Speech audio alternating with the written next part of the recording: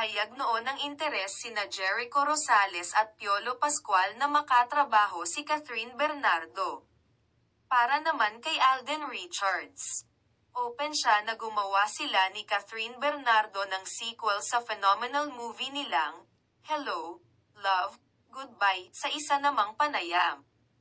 Natanong si Catherine Bernardo kung sino-sino ang bet niyang makatrabaho after the renewal of her contract with ABS-CBN at Star Magic.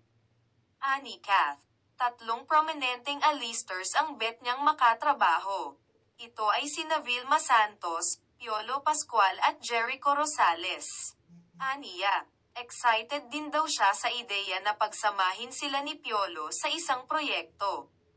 He's Papa P. Sinong ayaw na makatrabaho si Papa P?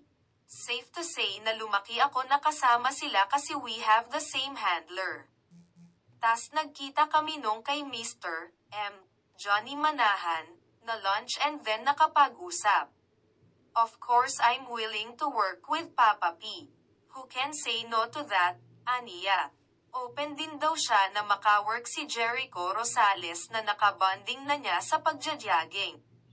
I'm open to work with everybody now, especially Echo. He's been very vocal. Nakasama ko siya ng ilang days dahil sa magkakasunod na events, ani Kath.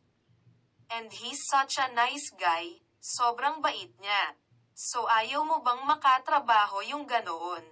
Let's just see. I just wish that maybe the universe will do something about it, dugtong niya.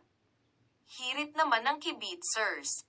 Hindi raw atet si Catherine kay Alden dahil di nito nabanggit ang pangalan ng aktor sa prioridad niyang makatrabaho.